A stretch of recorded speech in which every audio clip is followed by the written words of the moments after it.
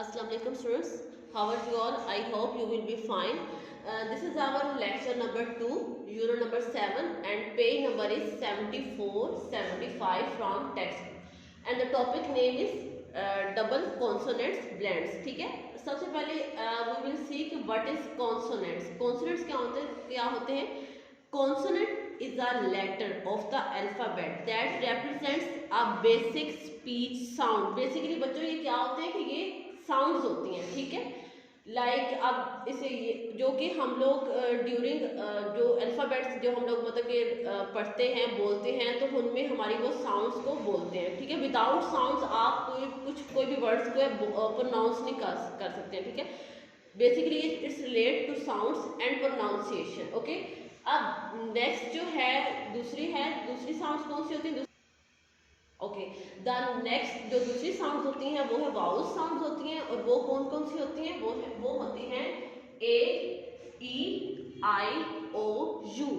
Apart from all this sounds, okay, the other sounds are consonant sound. यानी कि इन sounds के अलावा apart from this sounds other sounds are called consonant sound. यानी कि इन साउंड्स के अलावा बाकी जितनी भी साउंड्स होती हैं वो क्या है? वो कॉन्सोनेंट साउंड्स होती हैं. Okay, like in your chapter हमने जो पढ़ना है, एक तो हमारी कॉन्सोनेंट ब्लेंड्स के बारे में पढ़ना है. ये कॉन्सोनेंट ब्लेंड्स क्या होते हैं? अब कॉन्सोनेंट साउंड्स का आपको पता चल गया. Apart from vowel sound other sound all other sounds are called consonant sound, ठीक है. लाइक कौन सी होती है? एल हो गया, एफ हो गया, एस हो गया, बी हो गया, डी एक्स्ट्रा. इनके there are so many sounds, ठीक है. Apart from vowel sounds A, E, I, O, U, इनके अलावा बाकी सारी साउंड्स कॉन्सोनेंट साउंड्स कहलाती हैं. अब जो हमारा टॉपिक है वो है अबाउट कॉन्सोनेंट्स ब्लेंड्स के बारे में. यानी कि कॉन्सोनेंट ब्लेंड्स क्या होते हैं? यानी कि जब टू साउंड्स को मिलाते हैं किसी भी वर्ड में तो वो बन जाता है कॉन्सोनेंट ब्लेंड्स. टू साउंड्स को मिलाने से जो भी हमारी साउंड्स बनती है एक वर्ड में वो कहलाती है कॉन्सोनेंट्स ब्लेंड. Like all. अब देखें ऑल, देखें आप ऑल में कौन सी साउंड्स आ रही है? यानी कि बेसिकली एल कौन सी साउंड है? ये है कॉन्सोनेंट साउंड है, ठीक है. अब यहाँ पे हमने सिंगल साउंड नहीं लिखी, यहाँ पे हमने डबल साउंड लिखा है. जब हमारी डबल साउंड बन गई सो this is called a consonant blend, यानी डबल कॉन्सोनेंट ब्लेंड होगी. नेक्स्ट भी है ball.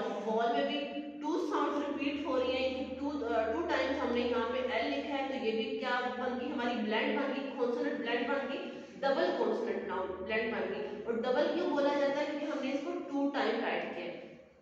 Next word same fellow हो गया. इसमें भी हमारी जो साउंड्स रिपीट हो रही हैं वो एल की रिपीट हो रही है और टू टाइम रिपीट हो रही है, not a one time repeat हो रही है, ठीक है.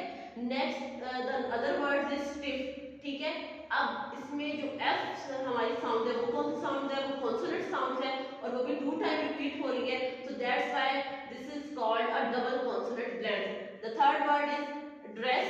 यहाँ पे भी हमारी जो एस वाली साउंड है वो टू टाइम रिपीट हो रही है. इनकी टू टाइम हमने इसको राइट किया है. That's why this is called a double consonant sound. And the last word is annual. Annual में भी आप you can see there are two words of consonant sounds. So that's why this is called a double consonant. Okay. यहाँ पे जब O N जो भी letter है हमारे पास, ठीक है, अल्फाबेट्स है, तो वो यहाँ पे टू टाइम आ रहा है. So that's why this is called a double consonant blend. Okay, the next topic is acrostic poem. इसमें हम लोग पढ़ेंगे कि what is acrostic poem. Acrostic poem क्या होती है? Basically acrostic poem is the first letter of each line spell out a word. It's mean that इसमें जो एक लेटर होता है, ठीक है, वो जो उसके जो फर्स्ट हर एक लेटर होता है वो पोएम में स्पेल आउट होता है. यानी कि उसको हम लोग बोलते हैं और उससे एक न्यू वर्ड निकलता है, ठीक है. इट्स मीन दैट कि जो एक लेटर सपोज दैट आपके पास एक वर्ड है, ठीक है, उसका एक जो लेटर होगा ना उससे आपने पोएम को स्टार्ट लेना है. तो पोएम की हर लाइन उस लेटर से स्टार्ट होगी. Like that we can take ball. अब देखिए ये वर्ड है बॉल, ठीक है. अब इसका जो एक लेटर है वो स्पेल आउट होगा, यानी कि उसी से एक न्यू लाइन स्टार्ट होगी. उसी को हम लोग यूज करके हम अपनी पोएम जो है, पोएम की जो लाइन्स हैं वो स्टार्ट लेंगे और उसको यूज करेंगे. लाइक दैट बी है, बॉल है, सबसे पहले फर्स्ट लेटर कौन सा आ रहा है? B. Bouncing, bouncing here and there. And the second thing is that कि वो जो टाइटल होगा पोएम का, you can say title, okay, you can say title, you can also use the word subject, but title is suitable कि जो poem का जो title होगा ना, ठीक है, वो वही वो वर्ड होगा। अब यहाँ पे हमारा जो टाइटल है वो है बॉल, ठीक है।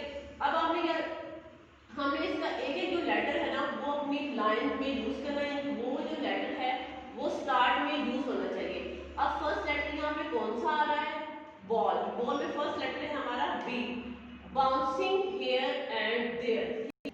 यहाँ पे जो हमारा टाइटल है बॉल है, और बॉल के बारे में ही सारी पोएम है, यानी हम बॉल के बारे में पढ़ेंगे, क्योंकि ये एक्रोस्टिक पोएम है, so that's why we use each letter to start our poem, not all in the mid but in start, यानी कि हम लोग स्टार्ट में वो सारे जो लेटर्स हैं हम यूज करेंगे।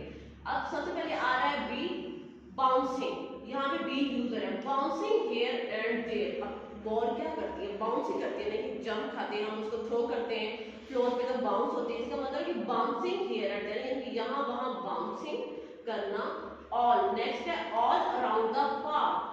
अब यहाँ पे बी के बाद नेक्स्ट लेटर आ रहा है ए, तो स्टार्ट हमारी लाइन भी हो रही है ए से, ऑल अराउंड द पार्क, यानी जो बॉल है वो जहाँ वहाँ पूरे पार्क में बाउंस कर रही है। अब उसके बाद नेक्स्ट लेटर एल, यहाँ पे देखिए लाइक, एल से स्टार्ट में लाइक अ लिटिल बर्ड, इसकी तरह एक छोटे परिंदे की तरह। उसके बाद नेक्स्ट भी हमारे पास है एल, तो अगेन हमारी लाइन स्टार्ट हो रही है एल से, लाइक अ बिग शार्क, यानी जो बिग शार्क होती है वो बड़ी तेजी से इधर उधर मूव करती है, तो बिल्कुल एक शार्क की तरह भी जो हमारी बॉल है वो पार्क में इधर उधर बाउंस कर रही है, और इधर से इधर उसकी मूवमेंट हो रही है, जा रही है, ठीक है। सो this is all about acrostic poem. Acrostic poem क्या होते हैं, अगेन जिसका फर्स्ट लेटर होता है और ईच लाइन को स्पेल आउट होता है, ठीक है, वो एक वर्ड को स्पेल आउट हम लोग करते हैं, कि वो जो वर्ड है हमने उसको जो लाइंस हैं उसके हर लेटर को लाइन के स्टार्ट में यूज करना है। Now we will start reading from text book, page number is 77। Okay, the first topic हमने वही हमारा सेम टॉपिक ही चल रहा है, एक्रोस्टिक पोइम। तो यहाँ पे जो सारी पोइम्स हैं basically they are all acrostic poem, ठीक है। तो हमारे पास जो फर्स्ट वर्ड है जो कि हमें उसकी पोइम मतलब कि बनानी है वो है sports. Okay, so let's start. Sun shining brightly, players are showing their skills, कि क्या है कि सूरज बहुत ब्राइटली चमक रहा है, players are showing their skills, और जो प्लेयर्स हैं जो कि हमारे खिलाड़ी हैं वो क्या हैं, वो अपनी स्किल्स दिखा रहे हैं।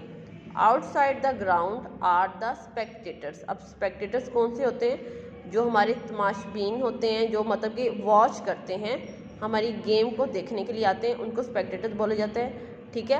Roaring for their team to win, यानी कि वो शाउट कर रहे हैं, रोर कर रहे हैं ताकि उनकी जो टीम है वो विन कर जाए, या उसको मोटिवेट कर रहे हैं, ठीक है, एक उनकी एनर्जी बूस्ट कर रही हैं बाय रोरिंग करके। Time for fun and recreation, ठीक है, ये अब कौन सा टाइम है, टाइम फॉर फन का टाइम है, ठीक है, और रिक्रिएशन के लिए है।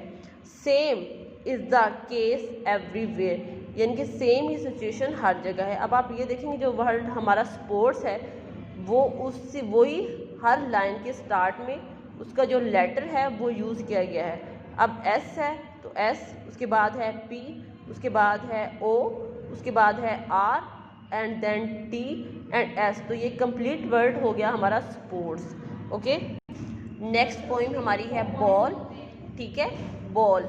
अब bouncing here and there all around the park like a little bird like a big shock. This is same poem that I already explained on whiteboard, कि क्या है, ये बॉल के बारे में पोइम है, ठीक है, कि बॉल क्या कर रही है, पार्क में इधर उधर बाउंस कर रही है, किसी की तरह, एक छोटे से परिंदे की तरह और एक बिग शार्क की तरह। अब बॉल में भी जो वर्ड है उसका हर लेटर है वो हर लाइन के स्टार्ट में यूज़ किया गया है।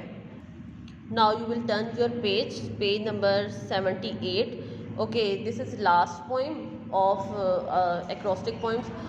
हमारे पास जो हमारा सब्जेक्ट है वो है क्रिकेट, यानी कि जो टाइटल है पोइम का वो क्या है, वो क्रिकेट है, ठीक है।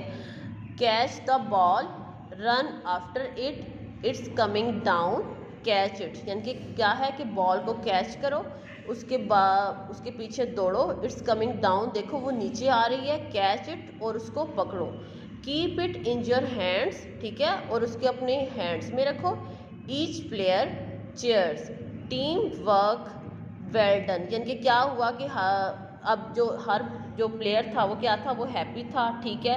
अब हमारे जो टीम का वर्क है वो कैसा है, वो वेल डन है। अब ये यहाँ पे भी आप देखें, जो वर्ड हमारे पास क्रिकेट है, यानी कि जो टाइटल है वो हर लाइन के स्टार्ट में यूज़ किया गया है। You can see and the next letter is R, उसके बाद है आई, उसके बाद है सी, उसके बाद है के, उसके बाद है E and T. So this is our word is complete cricket.